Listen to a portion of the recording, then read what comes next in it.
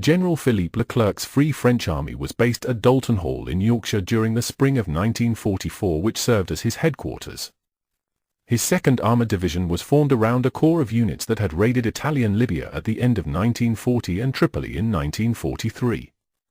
As June 6 dawned and the whole world heard that the landings in France had commenced, we were very excited, but we knew it would be necessary for the infantry and light artillery to get a strong foothold on the beaches before we could land. We learned that Free French commandos were in the very first wave of troops to land, which made us all very proud. The film shows the transports parked outside what was the Eagle Hotel on the corner of Hoglands Park opposite Pound Street in Southampton. The cameraman turns around and follows the convoy towards Kingsland Market. On the left was Kingsland Baptist Church, which at the time had a canteen in the basement for service personnel. In 1940 Southampton had suffered greatly from enemy bombing and the town could be seen burning from Cherbourg, and the enemy propaganda said the town was finished. The convoy turns right at the junction of Kingsway and St. Mary's Place, which still runs parallel even with St. Mary's Street, where we can just get a glimpse of St. Mary's Church spire over the rooftops. Next, the convoy is seen arriving at S3, the town quay embarkation, hard outside the platform tavern. Military equipment is in a queue along the tree-lined platform road with the medieval God's House Tower on the corner. The Harland and Wolff Engineering Works is in the background, where the present-day Ocean Terminal is located in the eastern docks.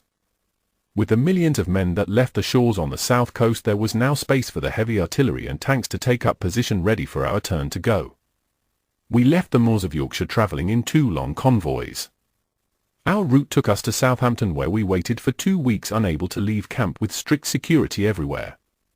We were certainly not allowed to talk to the civilian population, as there was a fear that if the enemy became aware of our plans, we could suffer air attacks. In the meantime, on the other side of Harland and Wolff, a column of Free French infantry is seen marching with South Western House in the background. Requisitioned as HMS Shrapnel at the time, it was used as the headquarters for Combined Operations Military Movement Control. On the 30th of July, 1944, the landing ship tanks arrived back into port, and during the afternoon we were loaded with well-organized precision.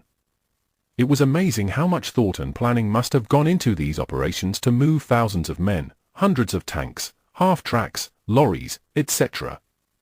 Each company had its own allocated slot, and every one fitted into place just like pieces of a jigsaw puzzle, and by evening we were ready to go. All the Free French equipment was supplied by the US, but they are easily distinguishable because they include black troops, when US forces at this time were strictly segregated. The unit was also the first to include women.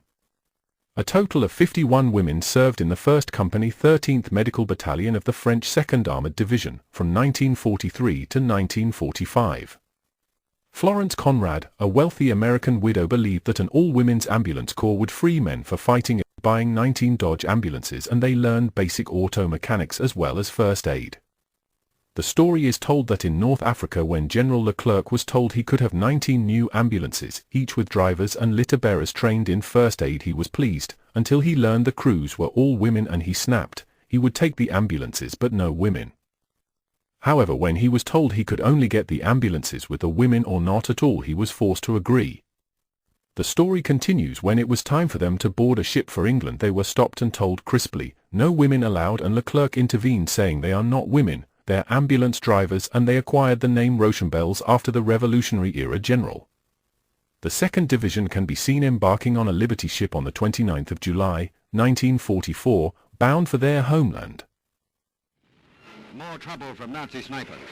But the Parisians have an answer to this sort of thing. Once more the cry goes up, as it has before in Paris's history, to the barricades. And then, as the victorious troops arrive, men, women and children tear aside the barriers to let the Allied armor through.